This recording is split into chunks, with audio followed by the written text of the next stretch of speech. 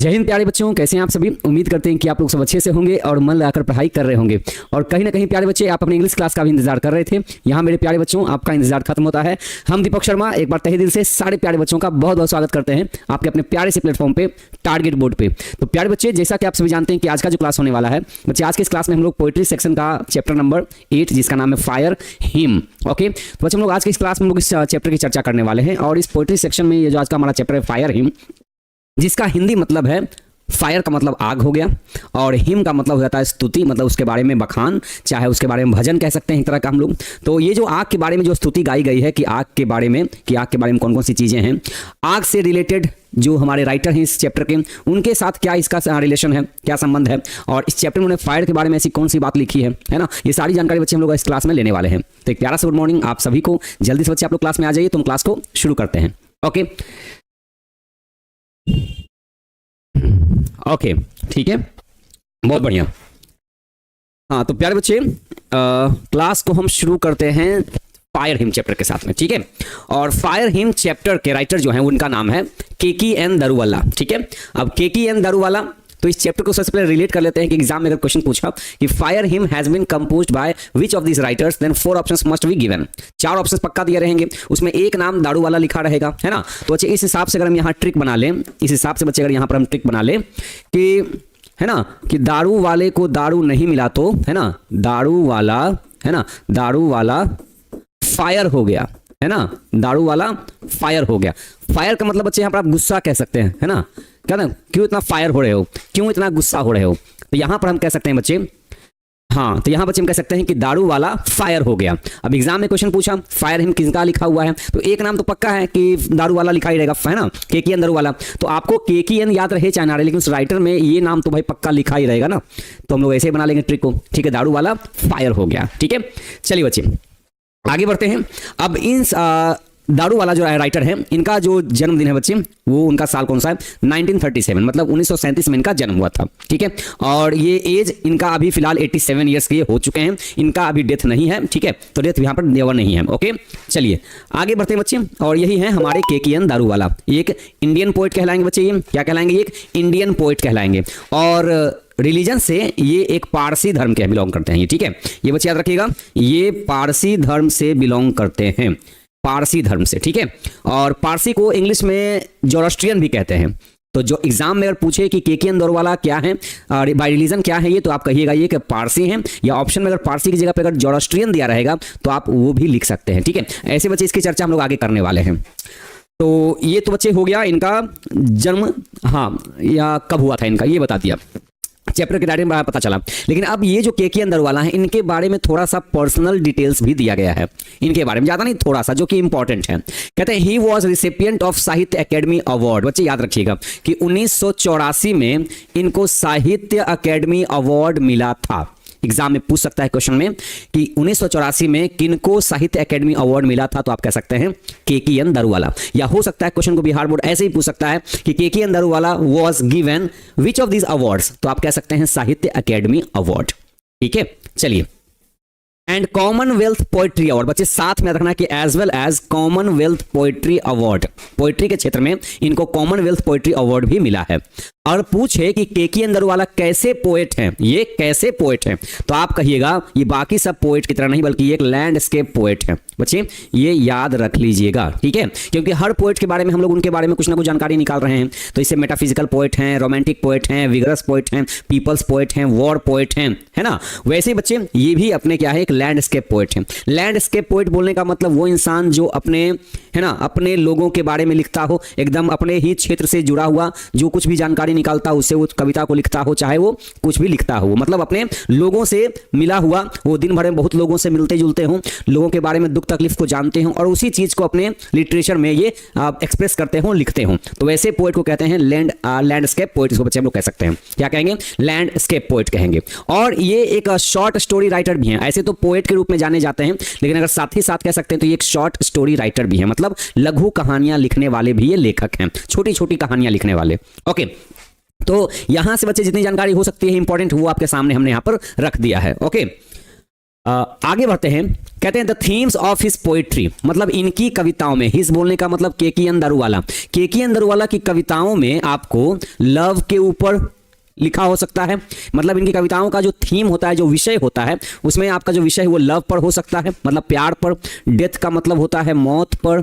Okay, domination का मतलब होता है शासन, कह सकते हैं शासन पर, ठीक है। सिनिसिज्म का मतलब कह सकते हैं निंदा, है ना, निंदा कह सकते हैं। निंदा मतलब क्या होता है? किसी की निंदा करना, किसी की शिकायत करना, बुराई करना, ये दिखा हो सकता है। Plight of human society, plight का मतलब होता है दुख, प्लाइट का मतलब होता है बच्चे दुख, दुख होता है। तो दुख किसका? प्लाइट ऑफ ह्यूमन सोसाइटी, मतलब इंसान जो समाज में रहता है, उस समाज में कौन कौन से दुख तकलीफ उसको वो झेलता है, उसके बारे में अपनी कविताओं में भी ये बताते हैं। एंड वन मोर थिंग, और एक बात और, इतनी सारी बातें हमने जाना है तो एक बात और जान लेते हैं। One more thing, violence is unavoidable in his poetry, मतलब केकेएन दारूवाला जो है, केकेएन दारूवाला जो है वो इनकी कविताओं में एक चीज को आप अवॉइड नहीं कर सकते हैं, ठीक है। वो क्या है? वो है वायलेंस, मतलब हिंसा, मतलब हिंसा से जुड़ी हुई चीजें आपको इनकी कविताओं में पढ़ने को मिल सकता है। क्यों? अब आप कहेंगे सर हिंसा के बारे में ये हिंसक कवि हैं क्या? नहीं बच्चे, ये हिंसक कवि नहीं है, चूंकि ये पहले आईपीएस रह चुके हैं, ठीक है, ये आईपीएस रह चुके हैं, और चूंकि मतलब ये पुलिस सर्विस में अपनी सेवा दे चुके हैं। तो भाई पुलिस सर्विस जानते हैं ना कि पुलिस के जीवन में हिंसा लोग हमेशा देखते रहते हैं, कभी यहां दंगा हो रहा है, कभी वहां दंगा, तो मतलब ये दंगा करने वाले कवि नहीं है। लेकिन इनकी कविताओं में ना जो वायलेंस जो टर्म है, जो हिंसा से जुड़ी हुई बातें हैं, वो आपको देखने को मिल सकती हैं, क्योंकि इनका तो रोज का भी इन सब चीजों से, है ना, मुलाकात करना है, अपराधी को पकड़ना, है ना, जहां कहीं पर जाकर दंगा को शांत करना, ठीक है। तो यही वाला बच्चे समझ जाइए कि इसीलिए इनकी कविताओं में कहा गया कि वायलेंस नाम का जो चीज है ना, इनकी कविता में थोड़ा ना थोड़ा उसका आपको अंश दिखाई दे ही देगा, ठीक है। चलिए, तो यहां से हमने जानकारी निकाल लिया इनके बारे में। एक लास्ट बच्चे टर्म इनके बारे में है, पूछे आपसे अगर, ठीक है, कि क्रॉसिंग ऑफ रिवर्स, एग्जाम में बच्चे क्वेश्चन देखा गया है, क्रॉसिंग ऑफ रिवर्स किनका लिखा हुआ है? तो बच्चे क्रॉसिंग ऑफ रिवर्स अपने केकेएन दारूवाला का लिखा हुआ है, ये हमको याद रखना है, ठीक है। बाकी सब तो बच्चे अभी तक एग्जाम में क्वेश्चन नहीं देखेंगे, लेकिन हाँ ये वाला पार्ट देखा गया है। तो क्रॉसिंग ऑफ रिवर्स बच्चे आप लोग याद कर लीजिएगा। ऐसे तो अपैरिशन इन अप्रैल और अंडर ओरियन, ये भी तीनों के तीनों अपने केकेएन दारूवाला जी का लिखा हुआ है, लेकिन एग्जाम में बच्चे इस क्वेश्चन को ध्यान में रखिएगा। क्रॉसिंग ऑफ रिवर्स किनका लिखा हुआ है? तो केकेएन दारूवाला का लिखा हुआ है। ओके बच्चे, अगर साफ नहीं दिख रहा है इसका मतलब ये कि आपको थोड़ा सा नेटवर्क इश्यूज हो रहा होगा, क्योंकि जो भी आपके सामने कंटेंट है ना, ये बहुत एकदम एचडी क्लैरिटी में बना हुआ है और बड़े बड़े लेटर में इसको टाइप किया गया है, ठीक है। हाँ ठीक है बच्चे, चलिए पहले बच्चे हम पोएट्री सेक्शन का पहले कंप्लीट तो कर लें चैप्टर को ना। देखिए हम लोग 8 चैप्टर में पहुंच चुके हैं, 2 चैप्टर और पढ़ेंगे हम लोग, फिर 10 चैप्टर्स हो जाएंगे, मतलब परसों तक में पोएट्री सेक्शन आपका फिनिश हो जाएगा। उसके बाद आपका एक छोटा सा टेस्ट होगा, मतलब एकदम उसमें से हम पूरे पोएट्री सेक्शन से निकाल करके ओनली 50 ऑब्जेक्टिव निकालेंगे और उसमें आपको टेस्ट देने आना है, ठीक है। और देखना है कि बच्चे कितने रोज एकदम बढ़िया तरीके से कंसंट्रेट होकर के पढ़ाई कर रहे थे। ओके आगे बढ़ते बच्चे, अब यहां से सिंपली आते हैं अपने पोम में आ जाते हैं। तो पोम मतलब कविता। अब इस कविता की शुरुआत करते हैं। तो बच्चे सबसे पहले समझिएगा कि ये जो कविता है एक फायर हिम है, मतलब आग के बारे में ही बातें कही गई हैं, मतलब पूरे के पूरे चैप्टर में आग से ही मतलब रिलेटेड बातें कही गई हैं। अब यहां देखिए बच्चे, पैराग्राफ बाय पैराग्राफ आपको हम समझाते हैं, आप समझते जाएगा। देखो वर्ड थोड़ा सा टफ लिखा हुआ, लेकिन आपको हम थोड़ा सा इसको आसान करके बताते हैं, ठीक है। अब देखिए लिखा हुआ है, केकेएन दारूवाला ये पोम को सुना रहे हैं आपके सामने, मतलब हाँ अपने लैंग्वेज में उनका जो पोम है वो आपको सुना रहे हैं। The burning Ghat erupted phosphorescence. Okay अब इतना लाइन का मतलब क्या है? राइटर क्या है? राइटर ये कह रहे हैं सीधे एकदम जलते हुए घाट की चर्चा कर रहे हैं। किसकी? जलते हुए घाट की चर्चा कर रहे हैं। घाट समझते हैं ना, हिंदू धर्म में लोग मरने के बाद अपने उस डेड बॉडीज को लेके जाते हैं घाट पर, वहीं पर उनका अंतिम दाह संस्कार किया जाता है, ठीक है ना। और जैसे कि इस्लाम धर्म में दफनाया जाता है ना, वैसे हिंदू धर्म में क्या होता है, लोगों को घाट पर ले जाकर के उनको अग्नि के हवाले किया जाता है, और फिर वही होता है ना कि 5 तत्व इंसान मिल जाता है वापस, है ना। तो यहां कह रहे हैं कि द बर्निंग घाट, ये बर्निंग घाट। अब चूंकि देखिए ये जो राइटर है ये तो पारसी हैं, धर्म से क्या है, ये हिंदू नहीं है, मुस्लिम नहीं है, ये पारसी हैं ये, ठीक है। तो पारसी धर्म में ना लोग घाट पर नहीं जाते हैं, उनका जो फुनरल होता है ना वो कुछ अलग टाइप का होता है। वो क्या होता है आपको थोड़ी देर में बताते हैं। तो भाई जब ये पारसी धर्म के हैं तो ये आग के बारे ये बर्निंग घाट की चर्चा क्यों कर रहे हैं? तो बच्चे इसके पीछे बहुत बड़ा रीजन है, जरा सुनिएगा। कह रहे हैं कि द बर्निंग घाट, वो जलता हुआ घाट, इनको याद आ रहा है ये, ओके, कि वो जलता हुआ घाट इरप्टेड फॉस्फोरेसेंस। इरप्ट का मतलब होता है बच्चे स्फुटित होना, मतलब कि सामने दिखना, ठीक है, मतलब एकदम क्या होता है उसको, मतलब प्रज्वलन होना उसमें कहते हैं। फॉस्फोरेसेंस का मतलब आप इसको इतना देखिए, इतना बड़ा वर्ड लिखा हुआ है ना, इसको एक छोटा सा वर्ड आपको हम देते हैं, चाहते तो इतना छोटा वर्ड भी यूज कर सकते थे, लेकिन इतना बड़ा वर्ड यूज किया इन्होंने कविता में, है ना। ग्लो, ग्लो समझते हैं ना, चमक, क्या कह सकते हैं इसको आप, चमक कह सकते हैं। तो मतलब जब ये बर्निंग घाट, मतलब जलता हुआ घाट, मतलब उस घाट पर किसी की चिता जल रही थी, तो जब किसी की चिता जलेगी तो वहां आप देखते हैं कैसे दहकता हुआ सामने आता है। घाट पर जब किसी की चिता जल रही होगी, इसका मतलब उसमें से जो रोशनी हो निकल रही होगी ना, जो चमक रही होगी, वो पूरा आसपास के एरिया को क्या कर रही होगी, पूरा एकदम प्रज्वलित कर रही होगी, मतलब पूरा रोशनी बिखेर रही होगी, ऐसा राइटर कह रहे हैं। तो राइटर कह रहे हैं कि वो जलता हुआ घाट पूरे चमक को, पूरी रोशनी को बिखेर रहा था। क्या कर रहा था वो, इरप्ट कर रहा था, बिखेर रहा था आसपास वो। Okay, and wandering ghost like frightened passer by, and wandering ghost, okay, कह रहे हैं कि उसकी जो रोशनी थी, उसकी जो चमक थी उस आग की ना, जो आसपास को बिखेर रही थी अपने चमक को, वो ऐसा लग रहा था, ऐसा लग रहा था बच्चे, क्या बात है, लग रहा था कि जैसे कि मानो कि वेंडरिंग घोस्ट मतलब एकदम भटकता हुआ भूत, वेंडरिंग मतलब भटकती हुई आत्मा, भटकती हुई आत्मा, भटकता हुआ भूत, wandering ghost like frightened passer by, मानो कि भटकती हुई आत्मा, ठीक है, आत्मा फ्राइटेन कर रही हो, डरा रही हो, किसको, पासर्स बाय को, मतलब वहां से गुजरते हुए राहगीर को, जो लोग वहां से गुजर रहे हैं उसको राहगीर कहते हैं हिंदी में, और इंग्लिश में कहते हैं उसको पासर्स बाय। तो ऐसा लग रहा हो कि वो जो घाट था ना, अपने चमक को इतना ज्यादा बिखेर रहा था, मतलब उस डेड बॉडी को जला रहा था, और उसकी चमक इतनी ज्यादा बिखर रही थी ना कि ऐसा लग रहा था मानो कि कोई भटकती हुई आत्मा वहां के राहगीर को ना डरा रही है कि भाई यहां इस साइड से मत गुजरो, है ना, मतलब अभी हम फैल रहे हैं, पूरा अपनी रोशनी को बिखेर रहे हैं, ऐसा राइटर कह रहे हैं कि ऐसा हमको लग रहा था। ओके, और as moon light scuttled among the bones, ऐसा लग रहा हो कि जैसे कोई मून लाइट, मतलब ये जो चंद्रमा का जो प्रकाश है ना, ये जो चंद्रमा का जो प्रकाश है, मून लाइट, चंद्रमा का प्रकाश स्कटल कर रहा हो, मतलब एकदम सीधे छेद कर रहा हो वो, ठीक है, एमंग द बोन्स मतलब हड्डियों में, मतलब लाश जल रही है, और लाश जल रही है और सामने से, है ना, जो चांद की जो रोशनी आ रही है ना, एकदम सीधे हड्डियों में छेद कर रही है, एमंग द बोन्स मतलब हड्डियों के बीच से गुजरती हुई जा रही है, कौन, moon light. Once strolling at dawn past river bank and ghat, कहते हैं ये सारी चीजें मैं आपको क्यों बता रहा हूं, कैसे बता रहा हूं, क्योंकि एक बार की बात है, वंस मैं टहल रहा था, स्ट्रॉलिंग कर रहा था, वॉक का मतलब होता है चलना, ठीक है, और वेंडर का मतलब होता है भटकना, और स्ट्रॉल का मतलब होता है यूं ही, मतलब ऐसे ही हवा पानी लेने के लिए बाहर में टहलने चले जाना, उसको बोलते हैं स्ट्रॉल करना, मतलब ऐसे मन नहीं लगा टहलने चले गए, स्ट्रॉल करना। तो once strolling at dawn past river bank and ghat, मतलब मैं गुजर रहा था कहां से, एक नदी के किनारे से, रिवर बैंक, मैं टहलते हुए गुजर रहा था कहां से, एक नदी के किनारे से, और वहीं पर वो क्या थी, वो घाट थी, वो क्या था, एक घाट था एक, ठीक है, घाट। तो हमने क्या देखा, अब हमने जब बात किया, इसका मतलब राइटर अकेले नहीं घूम रहे थे, किसी के साथ घूम रहे थे। तो वी सा एम्बर्स, हमने क्या देखा, क्या देखा, एम्बर्स को देखा, मतलब वो जो आग की जो लपटें होती है ना, वो आग की जो लपटें होती हैं, लूजिंग देयर क्रूल रेडनेस, मतलब ये आग की जो लपटें अब धीरे धीरे, है ना, कम होती जा रही थी, देयर क्रूल रेडनेस मतलब अपने उस क्रूर लालिमा को, आग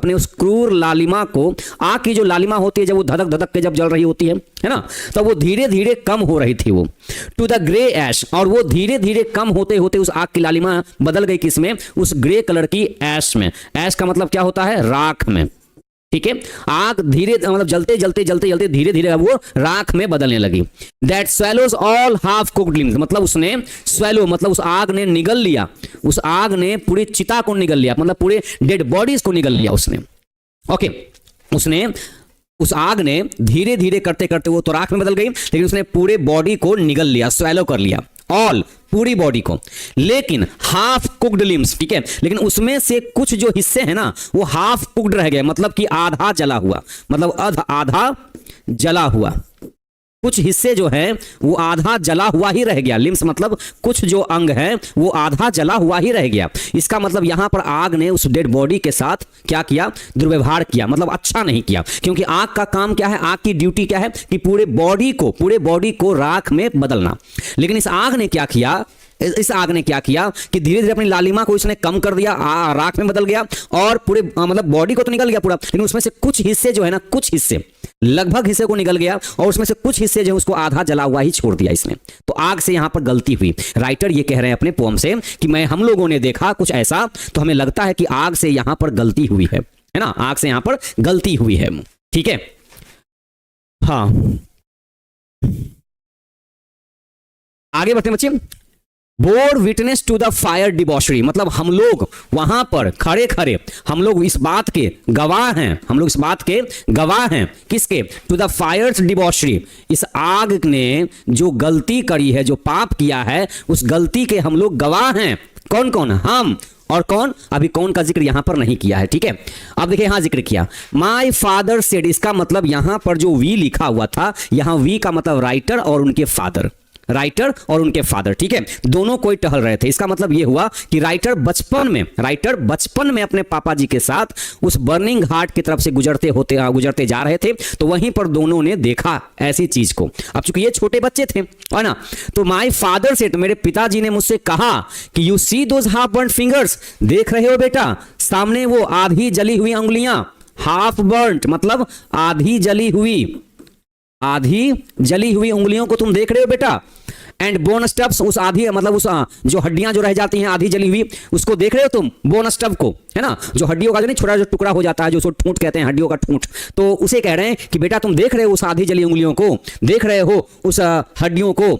the fire eight times forgets it's dead, ये जो आग है कभी कभी एट टाइम्स कभी कभी भूल जाता है अपने डेड बॉडीज को जलाने में। आग का काम क्या है, अपने पूरे डेड बॉडीज को जलाना, उसके पास जो चिता पे आ गया उसको जलाना, राख में बदलना पूरी तरह से। लेकिन ये कह रहे हैं, इसके पिता मेरे पिताजी कह रहे हैं मुझसे कहा कि बेटा देख रहे हो उस आधी जली हुई उंगलियों को, देख रहे हो उस हड्डियों को जो भी छोड़ी हुई हैं, पूरी तरह से जली नहीं है, क्योंकि आग कभी अपने डेड बॉडीज को जलाना भूल जाता है, मतलब उस प्रकृति से भी गलती हो जाती है। तो यहां तो हम फिर भी इंसान हैं, ये बात कहना चाहते हैं। तो आज जोरोस्ट्रियन, मैं एक जोरोस्ट्रियन होने के नाते, मतलब मैं पारसी धर्म से बिलोंग करने के नाते, माई चाइल्ड फिंगर्स, मेरी जो बचपन वाली जो उंगली थी, है ना, मैं अपने उंगली को अपने पापा की उंगली में ऐसे करके पकड़े हुए था, तो माई चाइल्ड फिंगर्स, मेरी बचपन वाली जो उंगली थी ना, है ना, उसमें दर्द हो गया, मतलब मैंने इतना जोर से अपनी पापा की उंगली दबाया कि मेरी उंगली में वो गांठ पड़ गया, मतलब वो दर्द आ गया मेरी उंगलियों में, मतलब मैं उस चीज को देख करके मैं सहम गया और मैंने जोर से अपने पापा की उंगली को ऐसे करके दबाया, तो उससे मुझे दर्द होने लगा। तो my child fingers clenched into a little knot of pain, मतलब एक मेरी उंगलियों में दर्द होने लगा, नॉट ऑफ पेन, पेन का मतलब दर्द।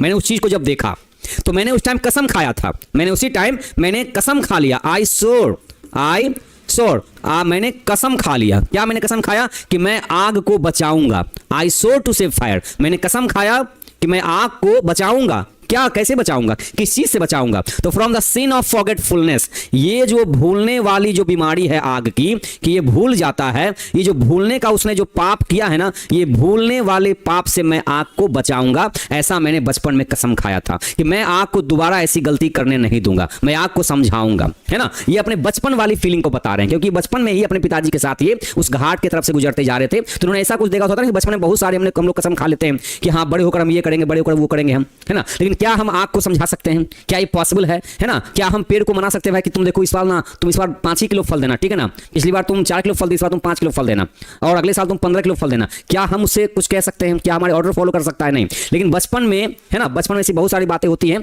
जो हम लोग कहने को कह देते हैं, ये ठीक है। चलिए बिल्कुल बच्चे, देखिए हम तो हमेशा आपसे कहते हैं कि ग्रामर से ज्यादा क्वेश्चंस आपको एग्जाम में बुक वाले पर ध्यान देना है, क्योंकि बुक से क्वेश्चन 40 रहेंगे और 40 में से अगर आप 35 भी सही बना लेते हैं ना बढ़िया तरीके से, हालांकि 35 क्या 38 भी बन जाता है, समझ गए, लेकिन फिर भी एक नेगेटिव लेके चले भाई चलो 35 बना लेंगे हम, तो 35 अगर बुक से बना लिए तो फिर बाकी कितना बचा, 15 ही ना, 15 में चुन चुन करके ग्रामर से बना लेंगे, कोई दिक्कत नहीं होगी यहाँ पर आपको। लेकिन बच्चे बुक के क्वेश्चन को जब तक आप नहीं बनाएंगे, अच्छे से नहीं पढ़ेंगे ना, तो फिर एग्जाम में सोचिए कि ऑब्जेक्टिव में आपका मार्क्स डाउन होता दिख जाएगा। ओके ओके, तो बच्चे आगे देखिए, यहां लिखा हुआ है, इन्होंने कहा कि मैंने कसम खा लिया था कि मैं आग को उस पाप को करने से मैं बचाऊंगा। सिन का मतलब होता है पाप, तो मैं भूलने वाले पाप से मैं आग को बचाऊंगा, ऐसा मैंने कसम खाया था। Okay, it never forgot, it never forgot and 20 years, मैं इस बात को भूला नहीं था। इट नेवर फॉरगॉट, ये मेरे जहन से कभी निकला ही नहीं कि मैंने कसम खाया था। एंड 20 ईयर्स, इस और एक घटना घटी इनके लाइफ में, क्या कि 20 साल, है ना, 20 साल एक घटना घटी इनके लाइफ में जब ये बड़े हुए, जब इनकी शादी हुई और इनका एक घर में एक बच्चे ने जन्म लिया, ठीक है। और पहला बच्चा जो इनका हुआ वो एक बेटा था, ठीक है। तो अभी जो आपने कविता पढ़ी, यहाँ आपने अपने बचपन के बारे में बताया कि एक बार मैं अपने पापा के साथ वहां से गुजर रहा था तो मैंने ऐसा कुछ कसम खाया। अब इस कहानी को सीधे बच्चे आप सीधे क्या हो जाइए, एकदम सीधे अभी प्रेजेंट में लेकर चलाते हैं कि जब ये कविता लिख रहे थे उस टाइम की बात है ये। तो उस टाइम कह रहे हैं कि मेरे लाइफ में भी एक ऐसी घटना घटी और इस घटना को 20 साल बीत गए हैं। इस घटना को 20 साल बीत गए हैं। कितना? 20 ईयर्स, 20 साल एक घटना को हुए बीत गया है जब से as I consigned my first born, as जैसा कि मैंने कंसाइन किया था, मतलब मैंने सुपुर्द किया था, मतलब मैंने हवाले किया था, मैंने हवाले कर दिया था। क्या हवाले कर दिया था? तो my first born to the flames, मैंने अपने घर में मेरा जो पहला बच्चा जो जन्म लिया था ना, जो मेरा बेटा था, मैंने उसको हवाले कर दिया था। किसके? तो फ्लेम्स के, मतलब आग के हवाले कर दिया था। अब ये कैसे मान सकते हैं ना, अब चूंकि ये जोरास्ट्रियन है धर्म से, ये पारसी हैं, तो पारसी धर्म में तो डेड बॉडीज को आग में जलाया नहीं जाता है, लेकिन ये कह रहे हैं कि मैंने भी अपने धर्म के अगेंस्ट जा करके मैंने अपने पहले जन्मे बच्चे को उसकी मौत के बाद आग के हवाले कर दिया था। मतलब ये कह सकते हैं कि इनके घर में पहला बच्चा जो जन्म लिया उसी मतलब कुछ दिन बाद ही डेथ हो गई थी। तो अपने बच्चे को इन्होंने अपने पारसी धर्म के अकॉर्डिंग ना चल के बल्कि एक हिंदू धर्म के अकॉर्डिंग इन्होंने जाकर के, है ना, उसका जो अंतिम दाह संस्कार किया वो आग के हवाले किया वो, ठीक है। क्योंकि बिकॉज, यहां बच्चे बिकॉज हाइड है, ठीक है, फिर हम यहां लिख देते हैं because the nearest tower of silence. अब ये टावर ऑफ साइलेंस क्या होता है भाई? जो सबसे ज्यादा नजदीक में, इनके घर से जो सबसे ज्यादा नजदीक में जो टावर ऑफ साइलेंस था ना, वॉज 1000 माइल्स अवे, मतलब वो 1000 मील की दूरी पर था। 1000 मील की दूरी पर था वो, ओके। अब 1000 मील की दूरी पर जाना इनके लिए संभव नहीं था, तो जो सबसे नजदीक था ना वो यही था, लेकिन फिर भी 1000 मील की दूरी पर था, लेकिन इनके लिए जाना उस टाइम पॉसिबल नहीं था। तो जब पॉसिबल नहीं था तो इन्होंने हिंदू धर्म रीति रिवाज को अपना करके अपने बच्चे को अंतिम दाह संस्कार किया, ओके। तो बच्चे ये टावर ऑफ साइलेंस देखिए कैसा दिखता है। बच्चे टावर ऑफ साइलेंस देखिए बाहर से ऐसा दिखता है, और अगर इसके अंदर की बात करें भाई तो ये अंदर में ऐसा दिखता है। आप कहेंगे सर यहाँ पर इतने बड़े बड़े गिद्ध क्या कर रहे हैं, यहाँ इतने बड़े बड़े गिद्ध क्या कर रहे हैं, ये चील गिद्ध है, ये सब क्या कर रहे हैं?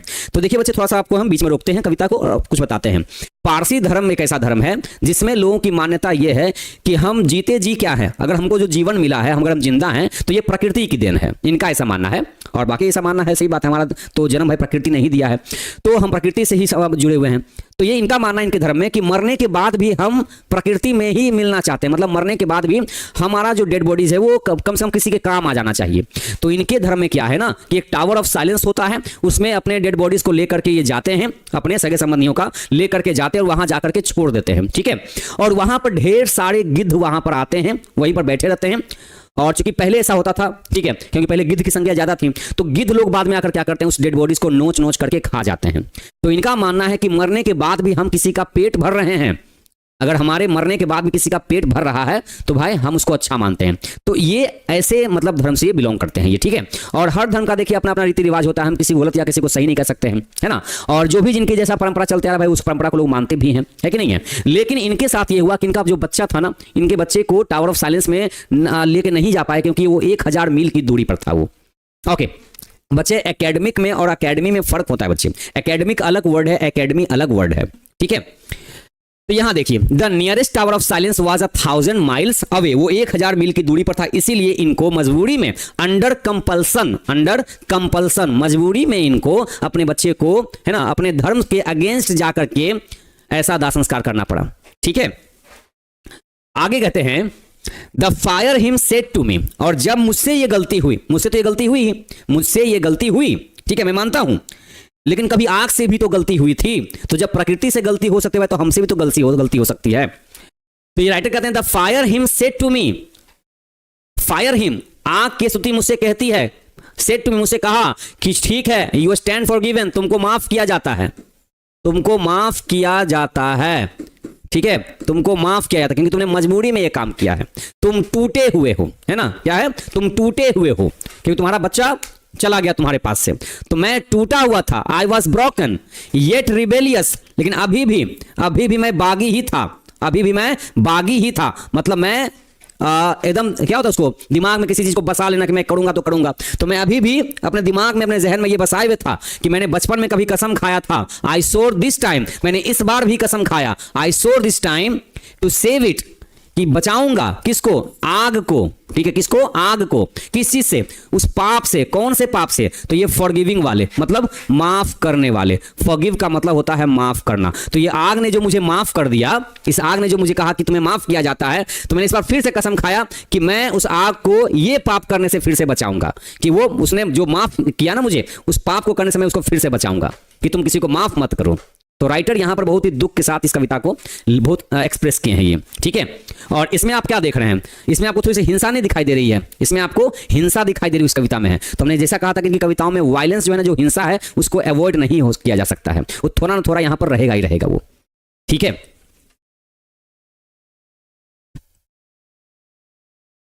नहीं बच्चे, समरी आपको जो पूछा जाएगा ना, पोइट्री सेक्शन से, प्रो सेक्शन से, और ज्यादा कहीं से नहीं। और हम आपको सिर्फ 3 समरी ही आपको हम देंगे, सिर्फ 3 समरी, ज्यादा नहीं, ठीक है। और 3 समरी आप याद करके चले जाइए, एग्जाम में 10 नंबर आपका वहां पर फिक्स्ड है, कोई दिक्कत नहीं है। हम ये थोड़ी करें कि 21 चैप्टर का समरी लिखाएंगे, नहीं, सिर्फ आपको हम 2 से 3 समरी ही देंगे, बस इतना ही। और बच्चे आपको उतना ही आपको याद करके जाना है। और हम आपको यहां लिख करके बच्चे आपको बता देंगे कैसे आपको लिखना है समरी को, कैसे आपको समरी को लिखना है, ये भी इंपॉर्टेंट है। ऐसा नहीं कि कुछ भी समरी कहीं से उठा के गए, याद कर लिए, वहां जाकर लिख दिए, ऐसा नहीं बच्चे। समरी लिखने का भी अपना एक फॉर्मेट होता है, एक तरीका होता है। तो हम जो आपको तरीका बताएंगे आप वैसे लिख के आइएगा, मार्क्स आपको अच्छा मिलेगा, ठीक है। तो हर धर्म का बच्चे देखिए अपनी अपनी सोच, अपनी अपना अपना एक रीति रिवाज, अपनी परंपरा है। तो हर धर्म में ऐसा होता है, सभ्य धर्म में ऐसा है, वो कुछ ना कुछ तरीके अलग होते हैं, अपने अपने सोच वहां पर है वो। तो यहाँ बच्चे किसी गलत या सही नहीं ठहरा जा रहा, बस यहाँ पर राइटर बहुत ही दुख के साथ इस कविता को लिखे हैं, जिसमें उन्होंने अपने दुख को, बहुत गहरे दुख को दिखाया कि इनका जो पहला घर में जो बेटा जो जन्म लिया था ना, यहाँ बच्चे वहां पर उसको क्या किया गया है ना, आग के हवाले किया गया, ठीक है। ओके, गेस क्वेश्चन, बिल्कुल बच्चे यहाँ पर गेस क्वेश्चन किया गया है, ठीक है। और हम चाहेंगे बच्चे कि आप जो है ना जो भी ऑब्जेक्टिव क्वेश्चन बच्चे अभी तक आपको क्लास में कराए गए थे पहले भी, और अभी जो कराए जा रहे हैं, उन सब को आपको ध्यान में रखते चलना है, ठीक है। और अगर एक्स्ट्रा बच्चे क्लास अगर कभी कभी अगर यूट्यूब पे चलता है तो आप लोग उसको भी बहुत अच्छे तरीके से देखेंगे, जो कॉमन क्लास चलेगा, उन सब चीजों को आप नोट करते चलेंगे, देखते चलेंगे, तभी आपका एग्जाम में अच्छा मार्क्स आएगा, ठीक है। चलिए तो बच्चे यहाँ पर ये जो कविता थी यहाँ पर आके फिनिश होती है, ठीक है। आगे बढ़ते हैं बच्चे, आगे बढ़ते हैं। अब यहाँ देखिए सब्जेक्टिव क्वेश्चन दिया गया है। हाँ, एक बच्चे एक बार और फिर से आपको हम बता देना चाहते हैं कि देखिए, आप जो कहते हैं कि सर ऑब्जेक्टिव क्वेश्चन कभी घुमा फिरा के पूछता है क्या, नहीं बच्चे, सीधा पूछता है। थोड़ा सा लैंग्वेज भले ही चेंज करता है पूछने का, लेकिन हाँ आंसर आपको अगर याद रहेगा तो भाई घुमा कितना भी घुमाना चाहेगा आप नहीं घूम पाइएगा। अब यहाँ देखिए बोला क्या पूछना, अगर बिहार बोर्ड का मन करे आप इस चैप्टर से पूछने का तो क्या पूछेगा ना कि जो टावर ऑफ साइलेंस था वो कितना दूरी पर था। अब एग्जैक्टली आंसर आप जानते हैं, है ना, कि वो 1000 मील की दूरी पर था। तो जब आपको आपने आंसर ही याद कर लिया कि 1000 मील की दूरी पर था, अब ये टावर ऑफ साइलेंस को घुमा करके पूछ दे चाहे कैसे भी करके, तो क्या आंसर बदलने वाला है? आंसर तो नहीं बदलेगा। तो भाई आंसर नहीं बदलेगा मतलब क्या, हमारा मार्क्स एकदम फिक्स है। क्वेश्चन करने का तरीका बदल जाए, हमारा आंसर तो वही रहेगा ना आखिर, है ना। अब देखिए यहां पर बोला है ना, यहां पर देखिए क्या बोला है पर कि इस घटना को कितने साल हो गए थे। अच्छा, के अंदरवाला का चैप्टर वहां पर जरूर मेंशन किया रहेगा नाम, कि के अंदरवाला के बाद जो लाइफ में जो घटना घटी या अपने बच्चे को जलाए हुए, मतलब उनको कितना साल हो गया, आग के हवाले किए गए कितना साल हो गया, तो कह सकते हैं 20 ईयर्स, 20 साल हो गया, है ना, 20 साल हो गया। तो बच्चे कहीं भी बच्चे ना आंसर एकदम सटीक होता है, एकदम सीधा आंसर होता है, ठीक है। आगे देखिए बच्चे, क्वेश्चन कहता है in what sense does the fire forget it's dead. In what sense does the fire forget it's dead. पहले क्वेश्चन को समझिए, कह रहा है यहां पर कौन सा भाव, किस भाव में ये बात कहना चाहता है कि ये जो आग है ये भूल जाता है अपने डेड बॉडीज को जलाने में, है ना। तो the fire forgets it's dead because sometimes it leaves the dead body half burned. इसका कहने का मतलब क्या निकला कि आग भूल जाता है अपने डेड बॉडीज को जलाना। इसका मतलब क्या हुआ कि कभी कभी ये छोड़ देता है अपने डेड बॉडीज को, ये आधा जला हुआ ही छोड़ देता है। तो इस चैप्टर में पूछा कि ये लाइन का मतलब क्या है, फायर फॉरगेट्स इट्स डेड का मतलब क्या है सिंपली। तो बस यहां ये बात है कि वो आधा जला हुआ छोड़ देता है, इतना ही बस है। इसी बात को कह दिया क्या कि भाई वो भूल जाता है, सिंपल सा यहां पर चीज हो गया, है ना। राइटर बच्चे यहाँ पर आग को बचाना इसलिए चाहते हैं उस पाप को करने से, क्योंकि वो उसका आग का धर्म है कि वो अपनी पूरी डेड बॉडीज को बढ़िया से जलाए, पूरा राख में बदल दे। और ऐसा अक्सर देखा जाता है घाट पर, ये बात तो हमने भी देखा है, ठीक है। बहुत सारे हम लोग फुंडल में गए हैं तो घाट पर हमने देखा है कि कुछ कुछ डेड बॉडीज ना बहुत जल्दी जल जाता है, मतलब 3 से 4 घंटा होते तो पूरा बॉडी राख में बदल जाता है। और कुछ जो डेड बॉडीज होती है ना एकदम बहुत टाइम लग जाता है, बहुत टाइम, मतलब 7-8 घंटा लग जाता है उसको जलने में, पूरा राख होने में, ऐसा भी होता है। तो आप उस टाइम ये कह सकते हैं, मतलब कविता लिखने का मतलब राइटर तो भाई किसी से बात करते हैं, भाई यहाँ देखिए राइटर तो आग से भी बात कर लेते हैं, कह रहे कि आग को हम बचा लेंगे, लेकिन ऐसा कविताओं में बस कहा जा सकता है, ओरिजिनल में ये हो नहीं सकता है। प्रकृति की चीज है, उसका जब तक मन होगा तब तक उस काम को वो जारी रखेगा, है ना। तो हो सकता है कि आप में से कुछ ऐसे होंगे जो गए होंगे कभी किसी के फुनरल में, घाट पर उन्होंने कभी देखा होगा कि कुछ कुछ जो डेड बॉडीज होती है वो कभी आधा जला हुआ ही रह जाती है, समझ गए। लकड़ियां कम पड़ जाती है, कभी कभी बहुत सारी लकड़ी उसमें लग जाता है, ऐसा भी होता है। ओके, तो यही राइटर कहना चाहते हैं कि हम आग को, इस भूल को करने से, इस पाप को करने से हम बचाएंगे, ताकि उनकी आग का धर्म है पूरा उसको जलाना, है ना। आगे कहते हैं which event does the expression the burning ghat refer to. Which event, कौन सी एक घटना, डज द एक्सप्रेशन, ये एक्सप्रेस करती है, दिखाती है बर्निंग घाट को, ठीक है, जलती हुई घाट को।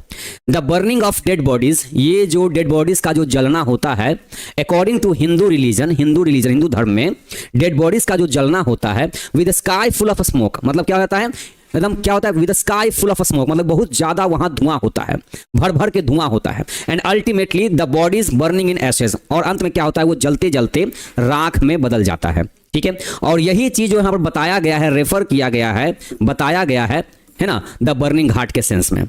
ये जो बर्निंग घाट यहाँ वर्ड यूज किया गया है वो इसी सेंस में, इसी एक्सप्रेशन में बताया गया है कि जो बॉडी है शुरुआत में बहुत धुआं करती है, आग की लालिमा, आग की लपटें ऊपर उठती हैं, और धीरे धीरे करते करते वो अपने उस क्रूल रेडनेस को स्लो कर देता है, बंद कर देता है, उसके बाद फिर पूरा बॉडी राख में बदल जाता है। जनरली ऐसा ही होता है, जनरली ऐसा होता है, बट इस चैप्टर में जैसा बताया गया तो भाई उस बात सही है, कभी कभी आग अपने इस डेड बॉडीज को जलाना भूल जाता है, कभी ऐसा भी होता है, और ये सच्चाई है।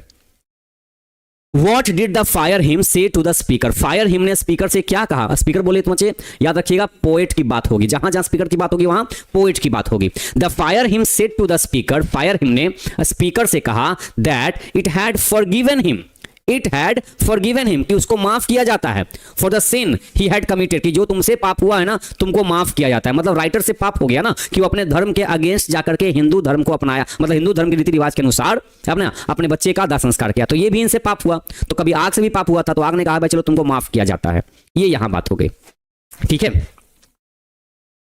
आगे कहते हैं कि what does the poet see in the morning at ghat, सुबह सुबह एक दिन उन्होंने घाट पर क्या देखा, तो द पोएट सा, पोएट ने देखा द रेड हॉट एम्बर्स, है ना, वो एकदम लाल रंग की एकदम जलती हुई उस आग की लपटों को देखा, धधकती आग को देखा जो चमक रही थी, ग्लो कर रही थी, फॉर आवर्स, घंटों से, after a dead body has been cremated, जब उस डेड बॉडी को चिता पर लिटाया गया, तो चिता पर सजाने के बाद, उसको लिटाने के बाद घंटों घंटे उस आग की लपटें एकदम जल रही थी वो, ठीक है। और उसके आग की लपटों की चमक से ऐसा लग रहा था मानो कि आसपास भूत भटक रहे हों, घूम रहे हों, ऐसा लग रहा था।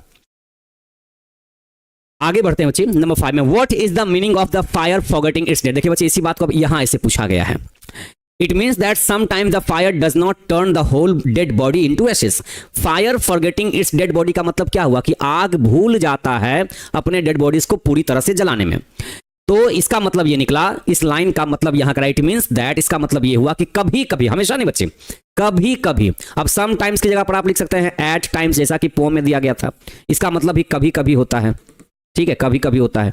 तो इसका मतलब ये कि कभी कभी जो आग है ना वो doesn't turn the whole body into ashes. अब यहां देखिए टर्न है और टर्न के साथ प्रीपोजिशन यूज किया गया इनटू, तो टर्न इनटू का मतलब था किसी चीज में बदल देना। तो पूरे डेड बॉडी को, होल का मतलब पूरे, समूचे पूरे मृत शरीर को राख में बदलना इसका काम होता है। और उसी काम को करने में कभी कभी इसके दिमाग से निकल जाता है, आग दिमाग से, और ये भूल जाता है कि हमको पूरे बॉडी को जलाना था। तो कभी कभी it leaves it half burned, और कभी कभी ये छोड़ देता है इसको आधा जला हुआ है। तो यही इस बात का मतलब है, आधा जला हुआ है, तो यही इस लाइन का मतलब है। Number 6, who was passing along with the poet, मतलब पोएट के साथ साथ, अलोंग का मतलब होता है के साथ साथ, तो पोएट के साथ साथ और कौन वहां से गुजर रहे थे, है ना, कौन वहां से गुजर रहे थे, बाय द क्रीमेशन घाट, मतलब उस घाट पर से है ना, साथ में पोएट के कौन गुजर रहे थे? तो it was the father of the poet. वो कौन थे? It was the father of the poet. अब देखिए इसी बात को ना बच्चे ऑब्जेक्टिव में भी पूछ लिया जाता है कि कौन थे पोएट के साथ, तो it was the father of the poet. Poet के साथ उनके पिताजी थे। हु वॉज पासिंग, जो कि वहां से गुजर रहे थे, by the cremation Ghat along with him, है ना, उनके साथ साथ। यहां से बच्चे आपके लिए ऑब्जेक्टिव टाइप क्वेश्चन है। बच्चे आप इस लाइन को पढ़े हैं तो आप यहां से बच्चे यहां पर आंसर देना सीखिए, ठीक है। हाँ, डैश स्वेयर्स। देखिए बच्चे एस्से के लिए हम आपको फॉर्मेट लिखाएंगे और हमने बहुत पहले कहा था कि एस्से के लिए आप लोग रीडिंग देना शुरू कर लीजिए। मतलब कुछ टॉपिक पर, जैसे पोल्यूशन, मतलब कोई भी होता है ना जो उस तरह का टॉपिक, किस तरह का टॉपिक जो प्रॉब्लम बेस्ड होता है, जैसे कि दहेज प्रथा एक प्रॉब्लम है, एक समस्या है हमारे समाज में, पोल्यूशन एक समस्या हो गया, है ना, और भी आप कह सकते हैं और पोल्यूशन क्या होता है, देखिए पॉपुलेशन आपका हो गया, ठीक है। तो जो भी समस्या बेस होता है ना उसको ज्यादा पढ़ना चाहिए इससे में, ठीक है, उसका रीडिंग डालना चाहिए, उससे नॉलेज लेना चाहिए, क्योंकि जब हम आपको फॉर्मेट बताएंगे, लिखने का तरीका बताएंगे जब ना हम, तो फिर आप कहां से लिखिएगा, याद तो नहीं कर सकते हैं इससे को, है ना, रट्टा तो नहीं मार सकते हैं, तो कम से कम पहले नॉलेज लेंगे, फिर हमारे फॉर्मेट के जरिए आप उसको अच्छे से वहां पर एक्सप्रेस कर सकते हैं, ठीक है। Dash swears to save fire from the scene of forgetfulness. इन चार में से वो कौन है जो कसम खाते हैं कि हम आग को बचा लेंगे, वो है ना भूलने वाली पाप को करने से, ठीक है। तो भाई मेनली इस क्वेश्चन को ऐसे पूछा जा सकता है ना, तो सिंपली पूछेगा केकी अंदारूवाला चैप्टर के मेनली राइटर कौन है, ऐसे ही पूछ सकता है इसको। लेकिन इसी बात को ऐसे पूछा है कि वो कौन है जो आग को बचाना चाहते हैं गलती करने से, पाप करने से, तो हम कहें केकी अंदारूवाला। जो इस चैप्टर के राइटर हैं वही इस चैप्टर के स्पीकर भी हैं। Keki Daruwalla consigned his new born dash to flames. Okay, तो नीस, सन, नेफ्यू या सिस्टर, तो हम बच्चे यहां कह सकते हैं कि अपने पहले जन्मे बच्चे, मतलब इनको कौन थे, तो बेटा थे इनके। ओके, आगे बच्चे, consigning his new born son to flames, हवाले करने के बाद, है ना, consigning his new born son, नए नए बच्चे, एक बेटे के रूप में जो उनका जन्म हुआ था इनके घर में, उसको आग के हवाले करने में, है ना, उस घटना को घटे हुए कितना साल बीत गया है, मतलब कितने साल पहले की घटना का जिक्र किया गया है इस पोएम में, 10 साल, 12 साल, 20 साल या फिर 25 साल में। ओके, तो हम कह सकते हैं, हाँ चलिए बच्चे 3 का आंसर दीजिएगा, कितने साल हो गए हैं इस घटना को घटे हुए, कितने साल हो गए इस घटना को घटे हुए, तो भाई आंसर नंबर सी यहां पर जो बिल्कुल करेक्ट है, 20 साल इस घटना को घटे हुए हो गए हैं। Okay, dash belongs to Zoroastrian religion. अब देखिए डायरेक्टली एग्जाम में से क्वेश्चन पूछ दिया डायरेक्टली, अभी तो आप सामने कविता पढ़ लिए तो भाई यहां तो आंसर देना बड़ा आसान है, लेकिन यही सवाल अगर एग्जाम में कर दिया जाए कि इन चार में से which of these writers belongs to Zoroastrian religion, इन चार में से कौन है जो वो पारसी धर्म से बिलोंग करते हैं, और एग्जाम में हो सकता है कि जोरास्ट्रियन ना लिखे बल्कि यहाँ पारसी ही लिख दे, है ना, यहां पर पारसी लिख दे ऐसे करके, कोई बात नहीं है ना। वो कौन है? केकी अंदारूवाला है, मतलब पूरे रेनबो पार्ट 2 बुक में ना यही एक राइटर ऐसे हैं जिनका जो पारसी धर्म से बिलोंग करते हैं, ठीक है। आगे बच्चे याद रखते हैं हम लोग।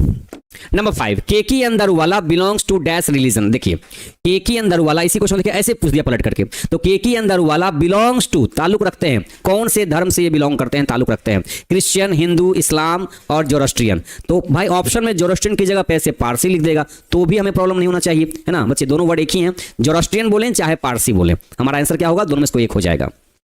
Number 6, the dash child was consigned to fire under compulsion. The dash child was consigned, the first born child, the third born child, the fourth born child, the fifth born child, मतलब कौन सा बच्चा इनके घर में जन्म लिया था, कितने नंबर पर था वो, मतलब वो ये उसको पूछ रहा है ये। तो the first born child, the third born child was consigned to fire under compulsion. Under compulsion का मतलब मजबूरी में, मतलब मजबूरी में कौन से बच्चे को इन्होंने आग के हवाले करना पड़ गया था। तो नंबर 6 का आंसर आ जाएगा बच्चे, आपकी तरफ से आया है नंबर 6 का आंसर आया है नंबर ए, फर्स्ट बॉर्न। अच्छा कुछ बच्चे ने 6 का आंसर दिया है, 6 का आंसर नंबर ए ही आया सबका, हाँ ऑलमोस्ट का आंसर ए ही आया है। एक बच्चे ने 6 का नंबर आंसर दिया है नंबर डी। अच्छा बच्चे नंबर डी में तो फिफ्थ बॉर्न है, अच्छा इसकी चर्चा तो पापों में हुई भी नहीं है ना। Next number, the poet sees the red hot. Poet ने इस कविता में बताया कि मैं जब वहां से गुजर रहा था घाट के किनारे से, तो मैंने वहां देखा कैसे, एकदम लाल, है ना, एकदम प्रज्वलित, हॉट, गर्म। क्या देखा मैंने, एम्बर्स को, फर्नेस को, एसेस को या स्टोन को, क्या देखा मैंने वहां पर, तो गरम गरम राख को देखा या फिर मैंने वहां के एम्बर्स को देखा। एम्बर्स का मतलब आग की वो जो लपटें होती है ना, उसके बारे में चर्चा कर रहा है, उसकी लालिमा को चर्चा कर रहा है ये। तो the poet sees the red hot embers. Number 8, the dash forgets is dead. कौन है जो भूल जाता है अपने डेड बॉडीज को जलाने में, तो भाई जला कौन सकता है ना, रॉबिन पक्षी, तो भाई पक्षी का नाम है। सोयल मतलब मिट्टी, विंड का मतलब हवा, तो फायर ही है जो क्या है ना, डेड बॉडीज को जला सकता है, और वही यहां पर भूल भी जाता है। तो यहां राइटर नहीं भूले हैं, यहां पे आग ही भूलने वाला है, ठीक है। Next number 9, it was the dash of the poet who was walking along with the poet at the cremation of Ghat. It was the, वो कौन थे जो पोएट के साथ साथ टहल रहे थे उस घाट के किनारे से, तो वो कौन थे, तो वो पोएट के फादर थे, वो पोएट के पिताजी थे जो साथ में टहल रहे थे। The cremation of dead bodies, ये जो डेड बॉडीज का जो क्रिमेशन होता है, जो अंतिम दाह संस्कार होता है, in dash are somewhat different, मतलब कौन से धर्म में कुछ अलग टाइप के हैं, मतलब कुछ अलग तरह से मनाया जाता है, कुछ अलग तरह से किया जाता है, क्रिश्चियन, पारसी, मुस्लिम या हिंदू। ठीक है, तो भाई पारसी धर्म में बिल्कुल अलग तरीके से फुनरल को किया जाता है, मतलब टावर ऑफ साइलेंस में जाकर के डेड बॉडीज को रख देना, फिर वहां पर जो जितने सारे वल्चर होते हैं, जो गिद्ध वगैरह होते हैं, वो आकर के बॉडी को खा लेते हैं। तो ये थोड़ा सा अलग टाइप का, हमने लाइफ में पहली बार मतलब ऐसा कुछ सुना था जब पहली बार हमने भी इसको पढ़ा था तब। ठीक है, तो ये जो है ना तरीका, ये पारसी धर्म में थोड़ा सा अलग है, ये सम व्हाट डिफरेंट मतलब थोड़ा सा अलग है ये। Number 11, Keki Daruwalla was a dash, Parsi, Hindu, Christian, Muslim. बच्चे देखिए वहां पर लिखा हुआ था जोरोस्ट्रियन, वहां जोरोस्ट्रियन लिखा हुआ था, यहां देखिए ऑप्शन पलट दिया गया तो हो गया पारसी। क्या हो गया? पारसी हो गया। Next number 12, the dash forgets is dead. कभी देखिए क्वेश्चन को बड़ा कर देगा, कभी इतना ही लिख के छोड़ देगा। तो जब क्वेश्चन को छोटा कर दिया जाता है ना, तो बच्चा ज्यादा कंफ्यूज कर जाता है। क्यों? क्योंकि उसको ना आगे में ढेर सारा वर्ड लिखा हुआ नहीं मिलता है, ताकि क्लू के रूप में हम पहचान ले कि हाँ कौन से चैप्टर का है। तो बच्चे आपको ध्यान रखना पड़ेगा कि छोटा छोटा जो क्वेश्चन होता है ना, उसको थोड़ा ज्यादा ध्यान दीजिएगा, क्योंकि उसमें एक्स्ट्रा वर्ड नहीं होते हैं कि उसे क्लू निकाला जा सके। ठीक है, तो बच्चे यहां पर देखिए आंसर आपका सेम रहेगा, the fire forgets it's dead. ठीक है, आगे बढ़ते हैं। Who composed the poem Fire Hymn? अब Fire Hymn चैप्टर को किन्होंने लिखा है? अब ये क्वेश्चन बच्चे आपको चाहे ऑब्जेक्टिव में पूछ दे इस तरह का क्वेश्चन, या फिर आपको ये मैच द कॉलम वाले में पूछ देगा कि यहां से आपको लिखा रहेगा फायर हिम, यहां लिखा रहेगा के अंदर वाला, ऐसे करके मैच करने वाला जो ऑप्शन होता है ना, या तो इसमें पूछ सकता है। भाई पूछना तो तय है, ऐसे पूछे चाहे ऐसे पूछे, मतलब 10 नंबर तो आपको फिक्स है। खाली मैच द कॉलम में अगर आप राइटर का नाम पढ़ के अच्छा से चले जाते हैं ट्रिक के साथ, तो 10 नंबर तो वहां तो फिक्स है ही। अलग से भी 4 से 5 नंबर भाई यहां ऑब्जेक्टिव में निकल जाते हैं। जरा सोचिए कि वो जो पहला पेज आपका जो किताब का होता है कंटेंट वाला, कि कौन से राइटर का कौन से चैप्टर को किस राइटर ने लिखा, सोचिए वहां से ना 10 से 15 नंबर का बीच का क्वेश्चन पूछ देता है। Okay, who compose the poem fire him, तो हमें याद रखना पड़ेगा कि फायर मतलब गुस्सा हो जाना, मतलब आग है ना, बबूला हो जाना। तो कौन गुस्सा हो गया? तो भाई दारू वाले को दारू नहीं मिला तो गुस्सा हो गया, फायर हो गया। ऐसे हम लोग ट्रिक्स याद कर लेंगे कि फायर हिम चैप्टर को किन्होंने लिखा है, तो केकीएन दारू वाला ने लिखा है। Next one, I swore to save fire from the sin, है ना। अब ये देखिए, ये जो क्वेश्चन करने का तरीका होता है बिहार बोर्ड का, कि पोएम के बीच में से किसी एक लाइन को इसे उठाया खींच करके ऐसे पूछेगा कहां से लिया गया है, ये तो कहां से लिया गया है। थोड़ा सा बच्चे दिमाग लगाएंगे तो आराम से इसका आंसर दे सकते हैं। तो इसलिए क्या करना पड़ता है ना, कि पोएम के लाइंस को कम से कम रीडिंग डालना पड़ता है एग्जाम से पहले बहुत बार, ताकि इस तरह के क्वेश्चन को ना बिल्कुल आराम से बनाया जा सकते। अब देखिए हल्का सा दिमाग भी लगा सकते हैं यहाँ पर, आई सो टू सेव फायर। अब देखिए फायर वाला जो वर्ड है वो किस में आया है ना, I swore to save fire from the scene of dash. अब मान लेते हैं इसी लाइन को आपके सामने आगे जाके पूछ देगा कि ये कौन से चैप्टर से लिया गया है, तो फायर वाला जो लाइन है वो किस में रहेगा? फायर हिम में रहेगा। इसको आराम से बनाया जा सकता है ना। तो I swore to save fire from the scene of dash.